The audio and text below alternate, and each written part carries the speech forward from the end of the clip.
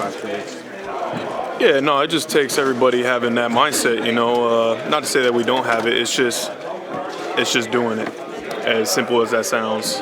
In the moments where we are down, where you got to try to find a way to win it, let's clean things up after we get this thing done. Don't worry about what has happened in the game, the mistakes that we've made. Let's focus on that next play, best play mentality, and find a way to win. Fred, after you watched the film and had a chance to digest the whole thing, did you have any other takeaways that maybe you didn't have after the game?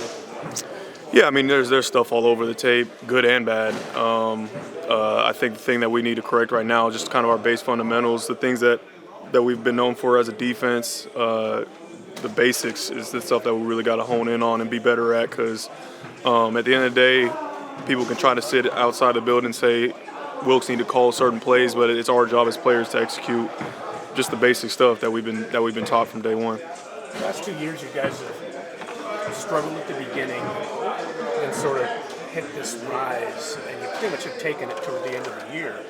This is kind of a different dynamic, to start so well and have this lull. Is there any difference in the way you approach things now? Would that be the case?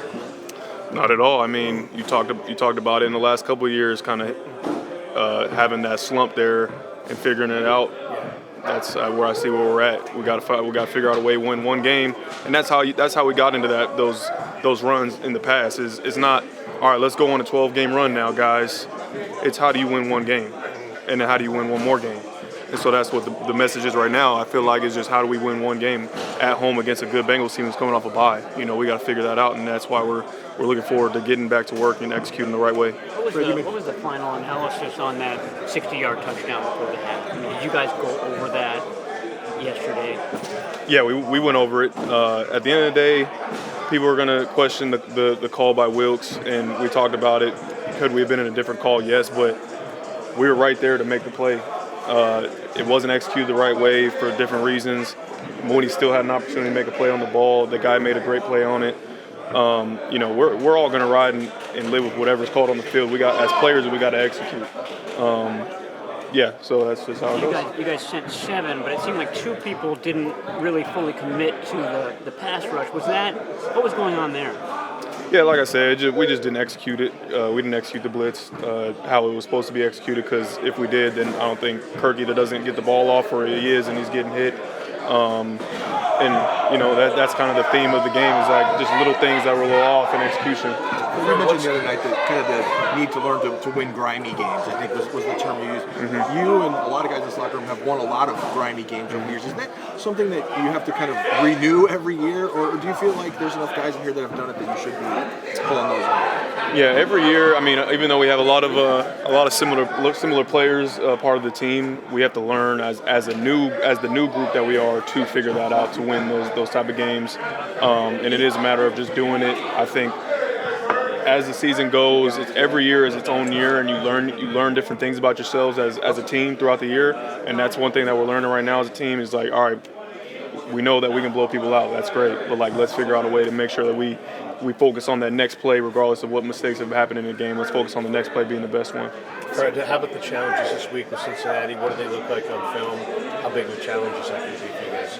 Yeah, huge challenge, obviously given the circumstance, but also because of how good a football team they are. I think they started slow to the year, didn't start how they wanted to, but they've always been a really good football team, and I think they're feeling really good about where they're at right now and the situation that they're in, so we got to make sure we're ready. Your dive over the goal line and sneak, how long has that been in the repertoire? You know what? It's funny because last year I got in trouble for doing that, and it's something I saw on tape. You're not thinking about what you saw on tape in certain situations. I saw that Kirk is a little more upright when he does the QB sneak, so I was like, in that moment, something kind of just clicked in that moment to just jump over. I jumped over. Am I going to do that going forward? Probably not, because it doesn't always work like that. If they do run it correctly and there's submarining going down, then jumping over isn't the right answer. It just happened to work that one time. So you're saying it's more of an instinctual play than It was for sure not planned, no. Why did you get in trouble, Fred? D'Amico last year, he said that you have no power. You lose all your power when you jump over the line, and they just submarine underneath you. That's usually what happens, but like I said, it was just an instinct thing. Did you tell him it looks very Sometimes you win some, sometimes you lose some. Fred, what's your best Halloween costume of all time? Wow, what a question. Best Halloween costume. I don't know. I think I was a dinosaur one year when I was little, but that's probably the only thing that I can remember, being a dinosaur. Nick was saying that having no training camp might have affected him a little, that he's working on things that he ordinarily wouldn't be working on in terms of pass rush with it, and that overall he's had 2 games he thought were kind of subpar for him, and the rest of them doesn't, and that sacks don't necessarily equate how he's played in the other. What's your observation of how he's doing, and would you be surprised in the least if one of these next games he gets 3 of them? Yeah, no, it's a matter of time. I don't think sacks tell the whole story. Obviously, everybody outside of the building is going to talk about how many sacks does he have and is he affecting the game in that way. But he affects the game in so many different ways aside from sacks, and that's the reason why he's one of the best defensive players in the league and why he got paid as such for this football team, is because he affects the game in so many different ways and the type of leader and captain that he is for our team. I'm not worried about Nick one bit. He's obviously has a very high standard for himself. He's going to be hard on himself. He's the last person I'm worried about.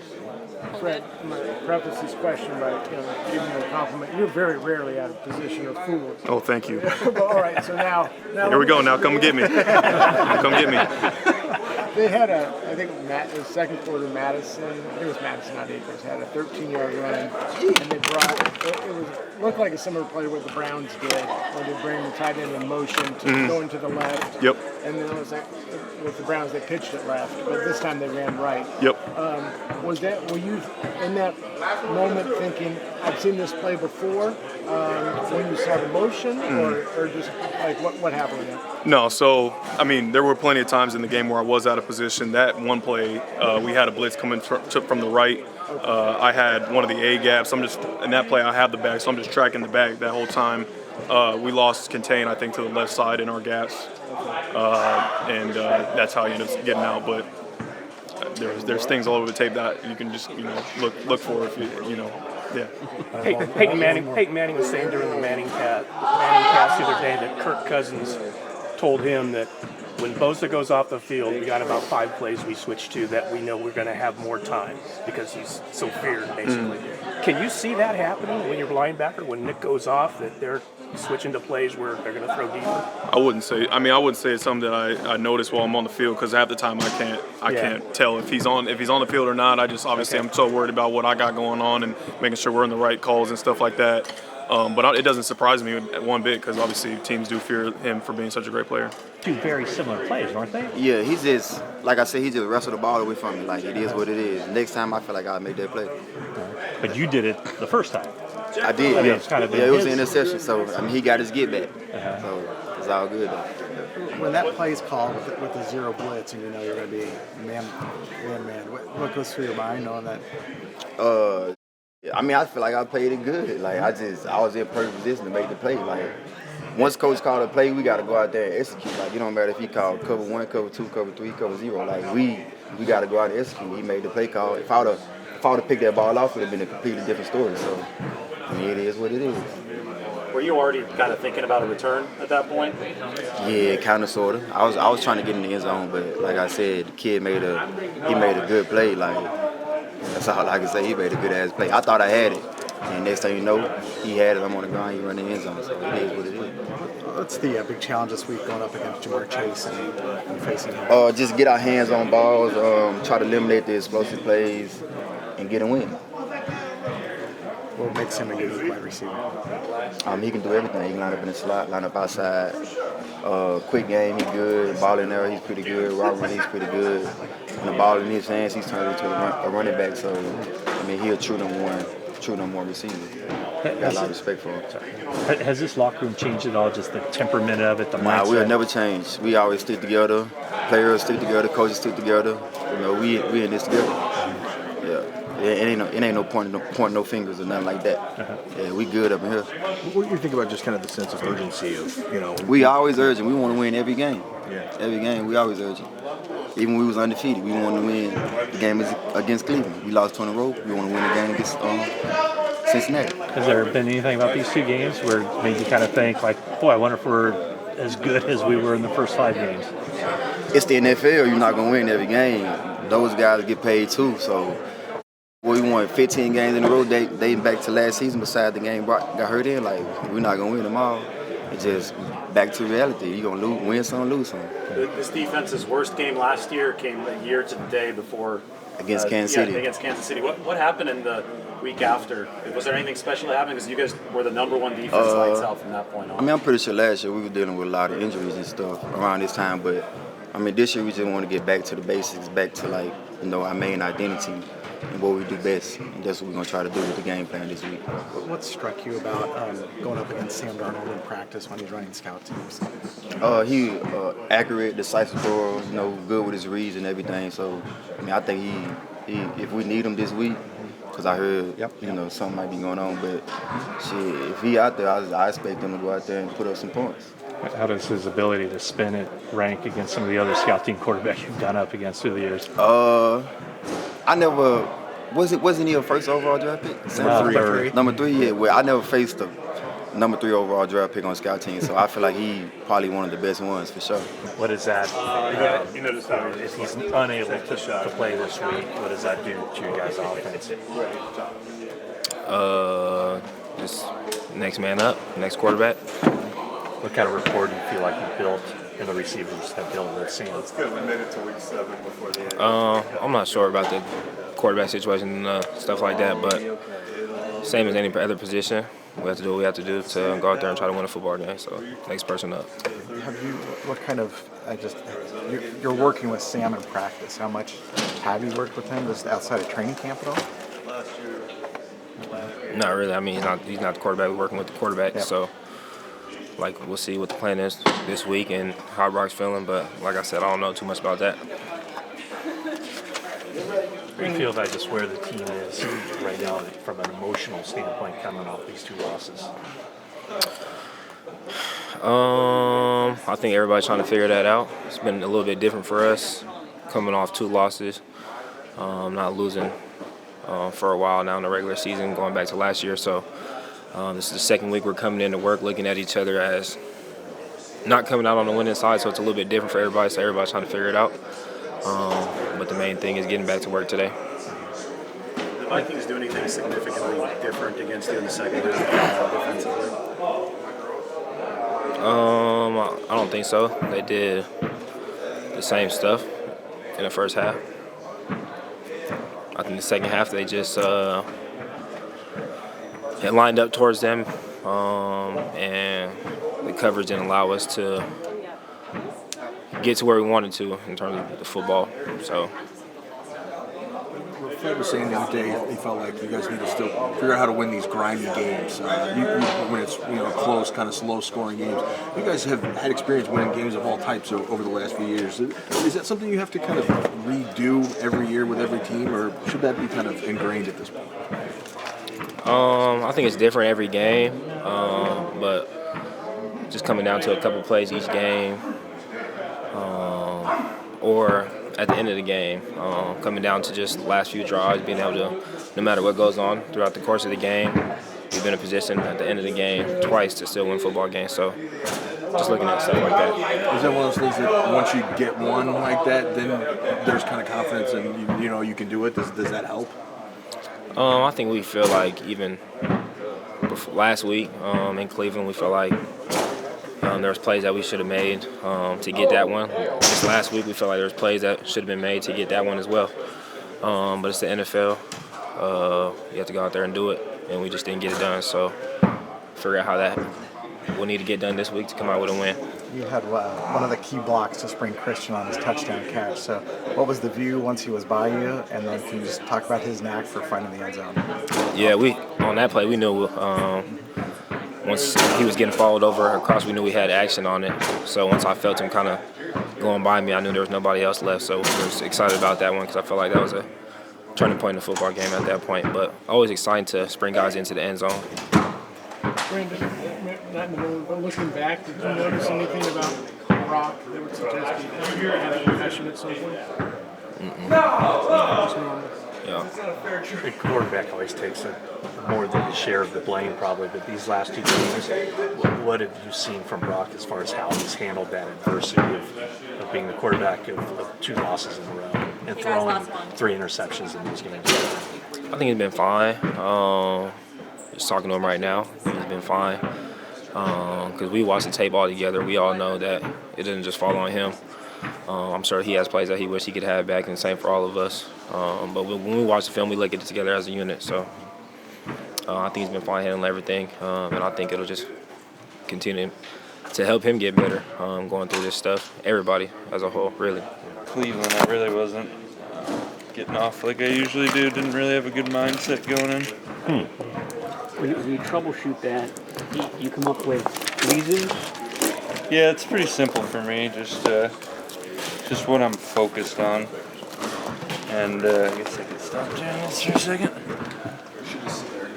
Yeah, just the mindset I go into the game with, just focusing on getting off the ball as good as I can and being physical, and everything else kind of takes care of itself. When I don't do that, then I'm kind of trying to play what I'm seeing, and then I'm a little step behind. Bengals coach today was talking about his guy Hendrickson, who's got like 6 sacks in his last 4 games. And he kind of cut off a reporter and said, look, he was playing this way last year, but sometimes the sacks don't come. And sometimes in a year, the sacks don't come. It just be a millisecond off because the quarterback gets it away. Do you think that way? Or how do you equate sacks with performance? I try not to equate them hand in hand because, like you said, it's not an exact correlation at all. I think I've played really good games this year that haven't been sack games, and then I mentioned Cleveland. I got one, and I thought it was one of my worst games. So it's definitely a bigger thing than that. There's a lot of factors that go in, but I think if you just stay the course, they'll eventually come if you're putting yourself in the right positions. So I'm trying to continue to play up to my standard, and I think those will come, and hopefully, I mean, it's a really long year, so hopefully in the biggest moments is when they come. I think it was your rookie year. You mentioned you had a little lull like this, and a few times you said you were just looking for that like extra step, like you were real close. Is it a similar feeling this year, or is it something different that you're seeing? Yeah, when I was a rookie, I didn't really know as much as I know now. I think I'm much faster and getting there much quicker now than I was then. So I think those things you mentioned kind of factor in more this year than that time. That time I didn't really know exactly how to get there against certain people and certain schemes and stuff, but I think I'm getting there. Just a little bit of tough luck, and then when those moments come, I've been a little bit behind sometimes. Nick, do you think missing training camp has anything to do with anything? Say what? Does missing training camp have anything to do with anything as far as your start? I think a little bit. I think I'm trying to work on stuff on the run this year that I wasn't able to do in camp. So those games that I mentioned, the 2, I think I was thinking too much because I was trying to add something to my rush plan, which is not what I want to be doing during season. I want to be locked in on what I do best and just doing it throughout the whole year. But there's no excuse at this point for that. With Brock being in the concussion protocol, you were in it a couple years ago out of Dallas. What's the whole process like as a player to go through it in terms of, I guess, the medical side, but also the emotional and scary of it? Yeah, it definitely could weigh on you emotionally if it's a severe enough thing. Could kind of send you into a bit of a depression if you do have a head injury. But for me, it wasn't too bad. It's a pretty intense, drawn-out deal, which is good. But I passed all my tests. You have to go to independent lady and to do a bunch of mind cognitive stuff, and hopefully he gets it done. On the 60-yard touchdown at the end of the second quarter, you had Hawkinson one-on-one. You obviously handled him quite well. Not quick enough. Is that one where, I mean, obviously it was a good situation for you, but just like you weren't, I think you did affect Cousins' throw, but is that just an example of just getting so close? That one I wouldn't even categorize into that because he knows the blitz is coming. He's going to get it off on time, especially Kirk. But there's other ones where it's like just slight just winning on certain plays where he's got that outlet. And then there's other ones where I'm held up a half a second and he's holding it. So it's just.